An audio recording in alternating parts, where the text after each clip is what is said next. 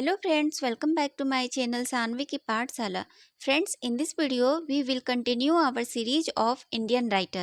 And now in this video we will see Arvind Adiga, which is most famous and most important Indian writer. So through this video we will cover his biography, his major works, his all awards winning as well as his writing style. So without any delay, let's get start this video.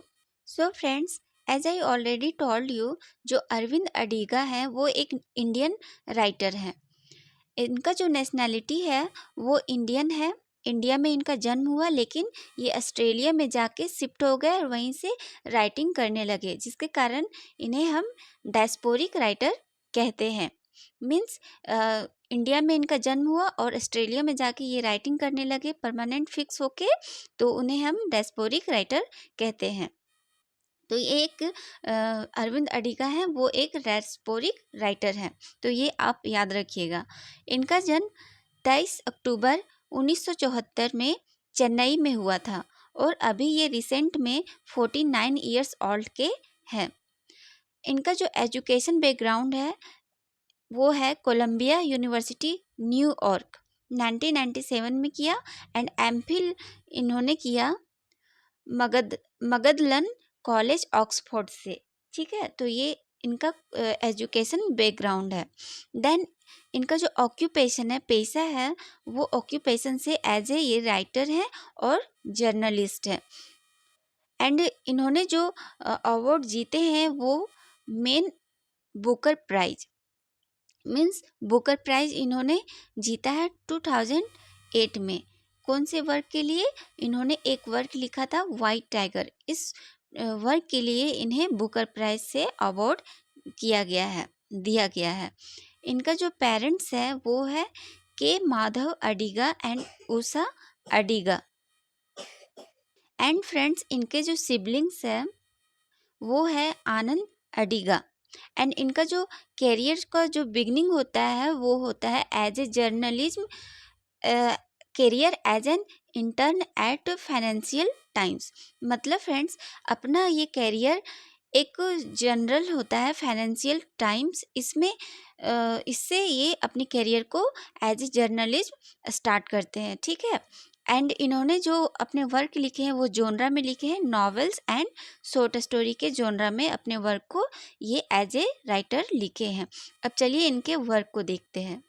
Friends, इनके जो most important work है उन्हीं को मैं यहाँ पे लेके आई हूँ, जिनसे हमेशा question UGC net set exam में पूछे जाते हैं. तो सबसे पहले मोस्ट इम्पॉर्टेंट इनका जो वर्क है वो है द वाइट टाइगर, जो 2008 में आया. यह एक पिकरेक्स नॉवेल है, क्योंकि इसमें एक कैरेक्टर होता है बलराम के लाइफ के बारे में बताया जाता है कि कैसे वो चाइल्डहुड से लेके यूथ तक ट्रेवल करता है, इधर उधर जाता है, उसके बारे में बताया गया है. तो ये एक पिकरेक्स नॉवेल है. एंड इस बुक के लिए इन्हें बुकर प्राइज़ भी मिला है 2008 में. एंड इसमें स्टोरी है इंडियन क्लास स्ट्रगल. एक लड़का रहता है, उसका नाम होता है बलराम हलवाई, जो एक विलेज बॉय होता है. तो वो किस तरह इंडिया में क्लास से स्ट्रगल करता है, उसके बारे में इस नॉवेल में बताया गया है. Novels examine issues of the Hindu religion, caste, loyalty, corruption and poverty in India. और यह जो नॉवेल है वो बलराम के थ्रू दिखाता है कि कैसे करप्शन और पॉवर्टी और कास्ट जो डिस्क्रिमिनेशन होता है वो किस तरह से इंडिया में किया जाता है, और गरीब लोगों पे किस तरह से दबदबा बनाया जाता है, उसके बारे में इस नॉवेल में बहुत ही ब्यूटीफुली इन्होंने बताया है. तो ये नॉवेल इम्पॉर्टेंट है, इसके अंदर से भी क्वेश्चन पूछे जाते हैं, तो आप इसे डिटेल में विकिपीडिया से पढ़ लें. बाकी यहाँ पे जो मैंने पॉइंट करके आपको बताए हैं वो इनफ है. ठीक है. देन इनका जो नेक्स्ट वर्क है वो है बिटवीन द एसेसिनेशंस 2008. तो इसमें इंदिरा गांधी एंड राजीव गांधी के बारे में बताया गया है. और ये जो वर्क है वो एक कलेक्शन है शॉर्ट स्टोरीज का. ठीक है. एंड इसे पब्लिश किया गया है पिकार्डोर इन इंडिया के द्वारा 2008 में. It's subject is pathos, injustice and ironies of Indian life. तो इसमें जो बताया गया है वो किस तरह से आयरनीज होता है इंडियंस लाइफ के बारे में, इनजस्टिस होता है उसके बारे में इस शॉर्ट स्टोरी कलेक्शन में बताया गया है। देन इनका जो थर्ड नॉवेल है वो है last man in tower 2011।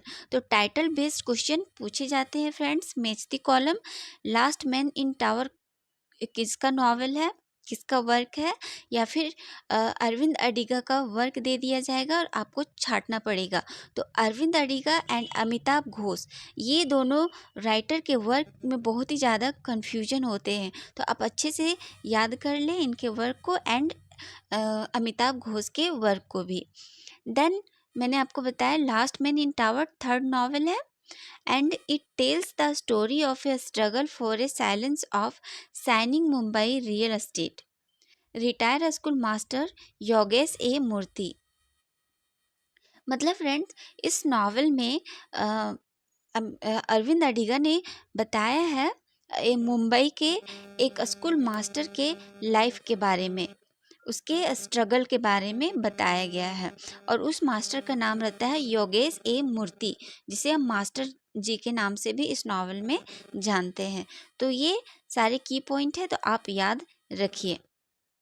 Then इनका जो नेक्स्ट वर्क है वो है सिलेक्शन डे 2016, MNST 2020। तो ये इम्पॉर्टेंट नॉवेल्स है इनका, तो आप ज़रूर से याद रखिएगा। अब इनका जो शॉर्ट स्टोरी कलेक्शन है, शॉर्ट स्टोरी जो है वो है the Sultan's Battery 2008, smack 2008, last Christmas in Bandra 2008, the elephant 2009। And इनका कुछ आर्टिकल्स है, इन्होंने आर्टिकल्स भी लिखा था, वो है the death of the Indian dreams 2008, bachelor biography 2008। तो ये इनके कुछ आर्टिकल्स हैं फ्रेंड्स। तो this is all about Arvind Adiga, इनके बायोग्राफी, वर्क और अवार्ड मैंने बहुत ही अच्छे से आपको बता दिया है। आई होप आपको समझ में आए होंगे। तो अरविंद अडिगा के बारे में इतना ही जानना आपके लिए इनफ है।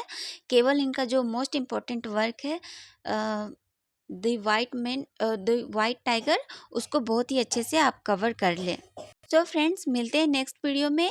आई होप यह वीडियो आपको पसंद आई होगी। अगर पसंद आई होगी तो please like, share and subscribe जरूर से करें।